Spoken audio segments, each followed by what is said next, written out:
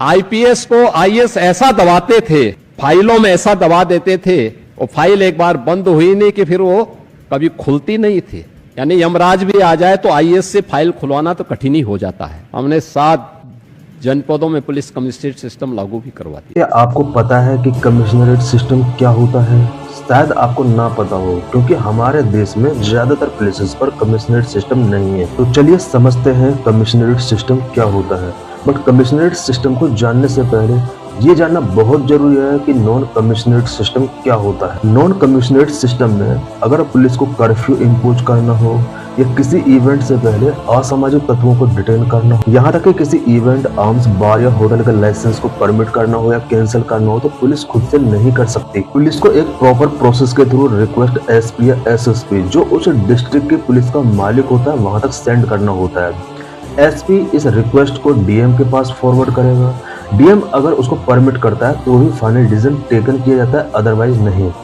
Commissionerate system में ये जो सारी चीजें अभी हमने डिस्कस की थी, इससे रिलेटेड डीएम की magisterial power commissioner of police को ट्रांसफर कर दी जाती है। यहाँ तक कि अगर आपको कोई इवेंट करना है, आर्म्स, होटल या बार का लाइसेंस टेकिंग करना है, तो वो भी आपको पुलिस से ही मिलेगा। पुलिस इस रिक्वेस्ट को कमिश्नर ऑफ पुलिस के पास फॉरवर्ड करता है, वही इन चीजों को अप्रूव या डिसअप्रूव करता है। इस तरह कमिश्नरेट सिस्टम के अंदर चीजें फास्ट ट्रैक हो जाती है, और जो पुलिस है उसको डायरेक्टली डीजीपी या स्टेट गवर्नमेंट को रिपोर्ट करना होता है, ना कि डीएम को। कमिश्नरेट सिस्टम का सबसे बड़ा डिमेरिट या नुकसान यही है कि यहाँ पर कंट्रोल ऑफ पावर पुलिस के हाथ में आ जाता है, और इसकी वजह से चेक एंड बैलेंस में थोड़ी कमी होती है। But do you know what is the history of a commissionerate system and non commissionerate system?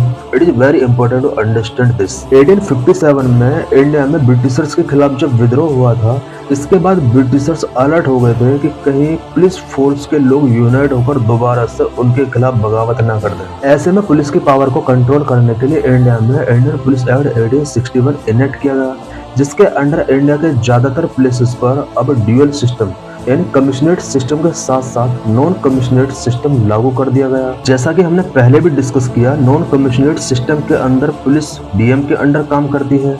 Now police को डीएम के अंडर कर दिया गया सो दैट बगावत के चांस को कम किया सके। ब्रिटिश टाइम पीरियड के दौरान इंडिया में डीएम की पोस्ट ज्यादातर पावरफुल ब्रिटिशर्स के पास ही हुआ करती थी। एट द टाइम लंदन में ऑलरेडी कमिश्नरेट सिस्टम था। ब्रिटिशर्स को पता था कि इंडिया में लॉ एंड ऑर्डर को इफेक्टिवली मैनेज करने के लिए कमिश्नरेट सिस्टम बहुत इफेक्टिव है। ऐसे में कलकत्ता, बॉम्बे और मद्रास, जो कि इनके इम्पोर्टेंट ट्रेडिंग हब हुआ करते थे, वहां पर लॉ एंड ऑर्डर को मेंटेन करने के लिए 1856 में कलकत्ता एंड मद्रास के अंदर एंड 1864 में बॉम्बे के अंदर इन्होंने कमिश्नरेट सिस्टम लागू किया। इंडिपेंडेंस के बाद इंडिया में भी रिक्वायरमेंट के अकॉर्डिंग कई शहरों में कमिश्नरेट सिस्टम लागू किया गया।